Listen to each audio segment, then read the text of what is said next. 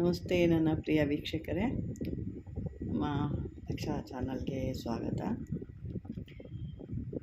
ವೀಕ್ಷಕರೇ, ನಾನು ಕಳೆದ ವಿಡಿಯೋದಲ್ಲಿ ತುಳಸಿ ಬೇರು ಇನ್ನು ಸಾಕಷ್ಟು ಒಂದು ಮೂಲಿಕೆಗಳಿಂದ ಅಂಜನ ಅಥವಾ ಮಕ್ಕಳಾಗ್ತಿರೋರಿಗೆ ಯಾವ ರೀತಿ ಒಂದು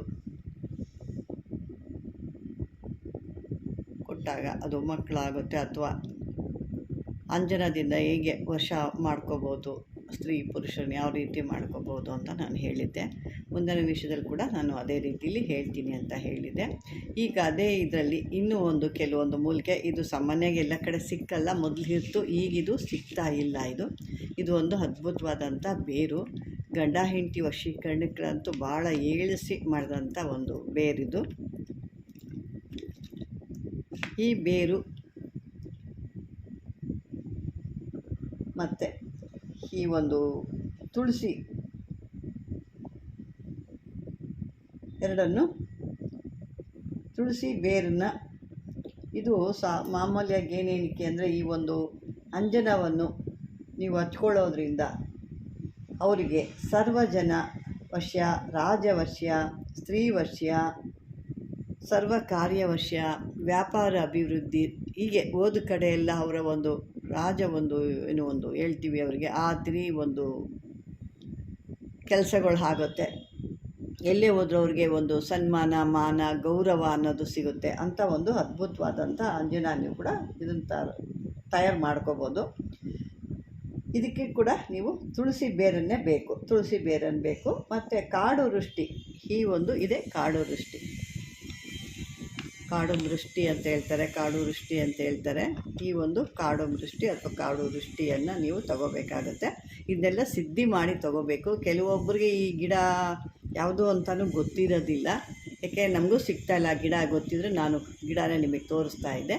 ಇದು ಈ ರೀತಿಯಾದ ಒಂದು ಬೇರನ್ನ ತೊಗೋಬೇಕಾಗುತ್ತೆ. ಬೇರನ್ನ ತೊಗೊಂಡು, ತುಳಸಿ ಬೇರು ಮತ್ತು ಈ ಬೇರು ಎರಡೂ ತೊಗೊಂಡು ಅದನ್ನು ಚೆನ್ನಾಗಿ ಪೇಸ್ಟ್ ಮಾಡ್ಕೋಬೇಕು.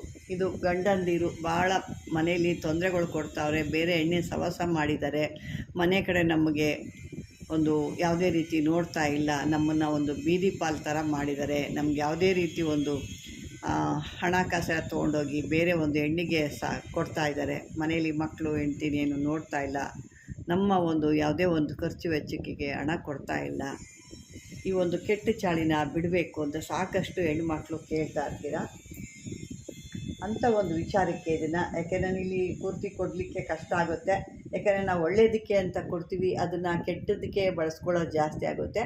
ಹಾಗಾಗಿ ಇದನ್ನು ಯಾಕೆ ಬಳಸ್ಕೊಳ್ಳೋದು, ಯಾವ ರೀತಿ ಇದನ್ನು ತಯಾರು ಮಾಡೋ ಅನ್ನೋದು ಮಾತ್ರ ನಾನು ಹೇಳಲ್ಲ, ಅದು ನಿಮಗೆ ಗೊತ್ತಿರುತ್ತೆ. ಯಾಕೆ ನೀವು ಸಾಕಷ್ಟು ಹೇಳಿರ್ತೀರ, ಈ ಥರದ್ದು ಪೂರ್ತಿಯಾಗಿ ಕೊಡಬೇಡಿ, ಕೊಟ್ಟರೆ ಈ ಥರ ಮನೆಗಳು ಹಾಳು ಮಾಡ್ತಾರೆ, ಸಾಕಷ್ಟು ಜನ ಕೂಡ ನೀವು ಹೇಳಿದ್ರಿ. ಖಂಡಿತ ಅದು ನಾನು ಪೂರ್ತಿ ಇದು ಬೇಕಾದ ವಿಷಯಗಳು ಮಾತ್ರ ಹೇಳ್ತಾ ಇದ್ದೀನಿ. ಈ ಕಾಡು ವೃಷ್ಟಿ ಬೇರು ಅಥವಾ ತುಳಸಿ ಬೇರು ಎರಡನ್ನೂ ತಗೊಂಡು ಕೆಲವೊಂದು ವಸ್ತುಗಳನ್ನ ಹಾಕಿ ಅದನ್ನು ಅವರ ಪುರುಷರಿಗೆ ಕೊಡೋದ್ರಿಂದ ಅವರು ಹೇಳಿದಂತೆ ಕೇಳಿಕೊಂಡು ಇರೋವಂಥ ಒಂದು ರೀತಿಯಾದ ಅವ್ರ ವಶದಲ್ಲೇ ಉಳಿತಾರೆ, ಆ ಸ್ತ್ರೀಯರ ವಶದಲ್ಲೇ ಅವರು ಉಳಿತಾರೆ. ಅಂದರೆ ಅವ್ರು ಹೇಳ್ದಂಗೆ ಕೇಳ್ತಾರೆ ಅನ್ನೋ ಮಾತಿದು. ಅದೇ ರೀತಿ ಪುರುಷರು ಕೂಡ ಹೆಂಡತಿ ಅವರ ಮಾತನ್ನು ಕೇಳ್ತಾ ಇಲ್ಲ, ಅವ್ರನ್ನ ಬಿಟ್ಟು ಬೇರೆ ರೀತಿಲಿ ವರ್ತಿಸ್ತಾ ಇದ್ದಾರೆ, ಯಾವಾಗಾದರೂ ಅವ್ರು ಯಾವಾಗ ಏನು ಮಾಡ್ತಾರೆ, ಎಲ್ಲಿಗೆ ಹೋಗ್ತಾರೆ ಅಂತ ನಮಗೆ ಗೊತ್ತಾಗಲ್ಲ, ನಮ್ಮ ಮಾತಿಗೆ ಬೆಲೆ ಇಲ್ಲ, ನಾವು ಇಲ್ಲದಂಥ ಸಮಯದಲ್ಲಿ ಕೆಲವೊಂದು ವಿಚಾರಗಳು ಮಾಡ್ತಾ ಇದ್ದಾರೆ, ಅದೆಲ್ಲ ನಮಗೆ ಮನಸ್ಸಿಗೆ ನೋವಾಗ್ತಿದೆ, ಹೇಳಿದ್ರೆ ಮಾತಾಡಿದ್ರೆ ಏನು ಒಂದು ತೊಂದರೆ ಆಗುತ್ತೋ ಅಂತ ಕಂಡು ಕಾಣ್ದಂಗೆ ನಾವು ಇದ್ದೀವಿ ಅಂತ ಸಾಕಷ್ಟು ಜನ ಪಾಪ ಪುರುಷರು ಕೂಡ ಹೇಳ್ತಾ ಇದ್ದೀರಾ. ಕೇಳಿದಾಗ ನಮಗೂ ಬೇಜಾರಾಗುತ್ತೆ. ಹೆಣ್ಣುಮಕ್ಳು ಈ ಒಂದು ಇದಕ್ಕೆ ಈ ಒಂದು ಸ್ಥಿತಿಗೆ ಬಂದಿದ್ದಾರಲ್ವ, ಮಕ್ಕಳು ಇಟ್ಕೊಂಡು ಗಂಡ ಇಟ್ಕೊಂಡು ಕೂಡ ಈ ಒಂದು ರೀತಿಗೆ ಬಂದಿದ್ದಾರೆ. ಅದು ಒಂದು ರೀತಿ ಅದು ಮಾಡಬಾರ್ದು. ಒಂದು ಹೆಣ್ಣು ಅಂದರೆ ಭೂದೇವಿಗೆ ಹೋಲಿಸ್ತಾರೆ, ಸಹನೆಯಲ್ಲಿ ಒಂದು ಭೂದೇವಿಗೆ ಹೋಲಿಸ್ತಾರೆ. ಒಂದು 8 ಗುಣಗಳನ್ನ ನಾವು ಹೇಳ್ತಾರೆ. ಕೆಲವೊಂದು ಸಹನೆಯಲ್ಲಿ ಯಾವ ರೀತಿ ಇರಬೇಕು, ಒಂದು ಗಂಡನ ಕ್ಷೇಮ ನೋಡಬೇಕಾದ್ರೆ ಯಾವ ರೀತಿ ಇರಬೇಕು ಅಂತಂದ್ಬಿಟ್ಟು ಒಂದು 8 ಗುಣಗಳನ್ನ ಹೇಳ್ತಾರೆ. ಆದರೆ ಇಲ್ಲಿ 8 ಗುಣ ಅಲ್ಲ, ಒಂದು ಗುಣ ಕೂಡ ಹೆಣ್ಣು ಮಕ್ಕಳಲ್ಲಿ ಕಾಣ್ತಾ ಇಲ್ಲ. ಎಲ್ಲ ಈಗ ದೇಹದ ಸುಖಕ್ಕಾಗೋ ಹಣಕ್ಕಾಗೋ, ಮಕ್ಕಳು ಕೂಡ ನೋಡಿದೆ ಅವರು ಕರುಳು ಕುಡಿ ಕೂಡ ನೋಡ್ದಂಗೆ ಬಿಟ್ಟು ಹೋಗ್ತಾ ಇದ್ದಾರೆ. ಯಾವ ಒಂದು ಕೇಡಿಗೆ ಇದು ಈ ರೀತಿ ಮಾಡ್ತಾವ್ರೆ. ಅದೇ ರೀತಿ ಗಂಡು ಮಕ್ಕಳಲ್ಲಿ ಕೂಡ ಪುರುಷರು ಕೂಡ ಅವರು ಕೂಡ ಒಂದು ರೀತಿ ಇದೇ ಒಂದು ದಾರಿ ಇರುತ್ತೆ. ಇದೆಲ್ಲ ಒಂದು ಹೋಗಬೇಕು. ಅವರು ಗಂಡ ಹೆಂಡತಿ ಹೊಂದಾಣಿಕೆ ಆಗಿ ಒಬ್ರಿಗೆ ಒಬ್ಬರು ವಶ ಆಗಬೇಕು ಅಂದರೆ ಈ ರೀತಿ ಮಾಡ್ಕೋಬೋದು. ನೀವು ಇದನ್ನು ಮಾಡಿಕೊಂಡು ನಿಮ್ಮ ಒಂದು ಕೆಲಸಗಳನ್ನ ಮಾಡಿಕೊಂಡಾಗ ನಿಮಗೆ ನಿಮ್ಮ ಸಂಸಾರಗಳನ್ನ ನೀವು ಉಳಿಸ್ಕೋಬೋದು. ಯಾಕೆ ಅಂತಂದರೆ ಪ್ರತಿಯೊಂದನ್ನು ನಾವು ಇಲ್ಲಿ ಬಿಡಿಸಿ ಹೇಳೋಕ್ಕಾಗದಿರೋ ಅಂಥ ಸಮಸ್ಯೆಗಳು ಹೇಳಿದಾಗ ಅದು ಒಳ್ಳೆಯದು ಆಗೋದಕ್ಕಿಂತ ಕೆಟ್ಟದಾಗೋದೇ ಜಾಸ್ತಿ. ಅದನ್ನು ನಾವೇ ಪ್ರೇರಣೆ ಮಾಡ್ದಂಗೆ ಕೂಡ ಆಗುತ್ತೆ, ನಾವೇ ಹೇಳಿಕೊಟ್ಟು ಹಾಳು ಮಾಡ್ದಂಗೆ ಆಗುತ್ತೆ. ಹಾಗಾಗಿ ಇಲ್ಲಿ ವಿಷಯನ ಇಲ್ಲಿ ಈ ರೀತಿ ಇದೆ, ಅಷ್ಟನ್ನು ನೀವು ಅರ್ಥ ಮಾಡ್ಕೊಳ್ಳಿ. ಅದ್ರ ಬೇರೆ ರೀತಿ ಯಾವುದೂ ಇಲ್ಲ. ಮತ್ತು ಕೆಲವೊಂದು ಈ ಮೂಲಿಕೆಗಳು ಕೂಡ ಕೆಲವೊಂದು ಕಡೆ ಸಿಗ್ತಾಯಿಲ್ಲ. ಕೆಲವೊಂದು ಕಡೆಯಲ್ಲಿ ನಾನು ಸುಮಾರು ದಿವಸದಿಂದ ಇದನ್ನು ಪ್ರಯತ್ನ ಪಟ್ಟಿದ್ದೀನಿ. ಇದು ಮೂಲಿಕೆಗಳು ತರೋಕ್ಕೆ ನನಗೂ ಕೂಡ ಸಿಕ್ಕಿರಲಿಲ್ಲ.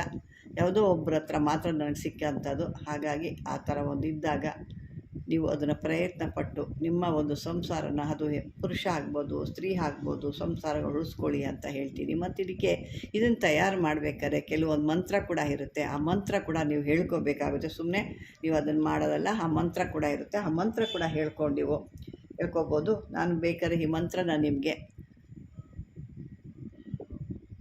ಡಿಸ್ಕ್ರಿಪ್ಷನ್ ಕೊಡ್ತೀನಿ, ನೋಡ್ಕೋಬೋದು.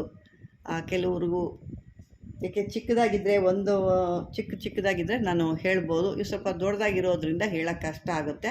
ಹಾಗಾಗಿ ಆ ಡಿಸ್ಕ್ರಿಪ್ಷನ್ ಬೇಕಾದ್ರೆ ಕೊಡ್ತೀನಿ, ಕೇಳಿಸ್ಕೊಳ್ಳಿ. ಕೆಲವರು ಡಿಸ್ಕ್ರಿಪ್ಷನ್ ಕೊಡಿ ಅಂತೀರಾ, ಕೆಲವರು ಹೇಳಿ ಅಂತೀರಾ. ಯಾವ ರೀತಿ ನಾವು ಹೇಳೋದು ಅಂತಲೇ ಅರ್ಥ ಆಗಲ್ಲ. ಓದಕ್ಕೆ ಬರ್ದಿರೋರಿಗಾಗಿ ಈ ಒಂದು, ಯಾಕೆಂದರೆ ಹೆಣ್ಣುಮಕ್ಳು ಭಾಳ ಕಷ್ಟದಲ್ಲಿದ್ದಾರೆ. ಆ ಓದಕ್ಕೆ ಬರ್ದಿರೋರಿಗಾಗಿ ನಾನು ಇಲ್ಲಿ ಸಮಯ ಇಲ್ಲ ಅಂದರೂ ನಾನು ಹೇಳ್ತಾ ಇದ್ದೀನಿ. ಈ ಮಂತ್ರನ ನೀವು ಕೇಳಿಸ್ಕೊಳ್ಳಿ.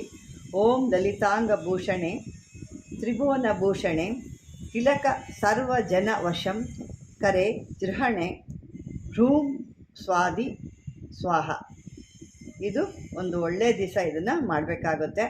ಇದನ್ನು ಆ ರೀತಿಯೂ ಮಾಡ್ಬೋದು. ಇನ್ನೂ ಒಂದು ರೀತಿಲಿ ಕೂಡ ಇದನ್ನು ಪೂಜೆ ಮಾಡಿ, ಈ ಗಿಡ ನಾನು ಮೊದಲೇ ಹೇಳಿದೆಯಲ್ವ, ಅದನ್ನು ಆ ತೊಗಟೆ ಕೂಡ ತೆಗೆದುಬಿಟ್ಟು ಒಂದು ನಾವೇನು ಹೇಳ್ತೀವಿ, ನೆನ್ನೆ ಹಿಡ್ದಂಥ ನೀರನ್ನ ಹಳೆ ನೀರು ಅಂತ ನಾವು ಹೇಳ್ತೀವಿ. ಈಗ ನೆನ್ನೆ ಹಿಡ್ದಿಕ್ಕಿರ್ತೀವಿ, ಇವತ್ತು ಹಿಡಿದಾಗ ಅದು ಹೊಸ ನೀರು ಆಗುತ್ತೆ. ನೆನ್ನೆ ಹಿಡ್ದಂಥ ನೀರು ಅದು ತಂಗಳ ನೀರು ಅಥವಾ ಇದ್ರ ನೀರು ಅಂತ ಹೇಳ್ತೀವಿ. ಅಂಥ ನೀರಿನಲ್ಲಿ ಈ ಒಂದು ಕಾಡು ವೃಷ್ಟಿ ಬೇರನ್ನ ಆ ಒಂದು ಏನು ತೋರಿಸಿದ್ದೀನಿ ಇದನ್ನು ಈ ಥರ ಉಜ್ಕೋಬೇಕು. ಚೆನ್ನಾಗಿ ಉಜ್ಜಿದ್ರೆ ಗಂಧ ಬರುತ್ತೆ ಅದರೊಳಗೆ. ಆ ಗಂಧನ ನೀವು ತೆಗೆದುಬಿಟ್ಟು ಅದನ್ನು ಸಣ್ಣಗೊಂದು ಮಾತ್ರೆಗಳು ಮಾಡ್ಕೋಬೇಕು. ಸಣ್ಣದಾಗಿ ಒಂದು ಮಾತ್ರೆ ಥರ ಗುಂಡಾಗಿ ನಿಮ್ಗೆ ಹೆಂಗೆ ಬರ್ತಾರೋ ಒಂದು ಸಣ್ಣದಾಗಿ ಮಾಡಿ ಇಟ್ಕೋಬೇಕು. ಅದನ್ನು ಅದ ರೀತಿ ಮಾಡಿ ಅದನ್ನು ಇಟ್ಕೊಂಡಾಗ ಆ ರೀತಿ ಕೆಲವೊಂದು ವಿಷಯದಲ್ಲಿ ಆ ಹೆಣ್ಮಗು ಮಾಡ್ತಾರೋ ಅದು ಭಾಳ ಗಂಡ ಹೆಂಡತಿ ಹೊಂದಾಣಿಕೆಗೆ ಅಭಿವೃದ್ಧಿ ಆಗುತ್ತೆ. ಇದು ಯಾಕೆಂದರೆ ಇದಕ್ಕೆ ಎಲ್ಲ ಬೇರೆ ಒಂದು ಮಾಂತ್ರಿಕ ವ್ಯವಹಾರದಲ್ಲಿ ಕೂಡ ಇದು ಸಾಕಷ್ಟು ಕೆಲಸ ಕೂಡ ಬರುತ್ತೆ. ಇದು ನಾನು ಮುಖ್ಯವಾಗಿ ಹೆಣ್ಣು ಮಕ್ಕಳು ಅಥವಾ ಗಂಡು ಮಕ್ಕಳು, ಸ್ತ್ರೀ ಪುರುಷರು ಇಬ್ಬರಿಗೂ ಕೂಡ ಬರೋ ಸಂಸಾರಗಳನ್ನ ಉಳಿಸ್ಕೊಳ್ಳೋ ಅಂಥ ಅದಕ್ಕೆ ಇದನ್ನು ನಾನು ನಿಮಗೆ ಇದನ್ನು ಹೇಳ್ತಾ ಇದ್ದೀನಿ. ಇದು ನಿಮಗೆ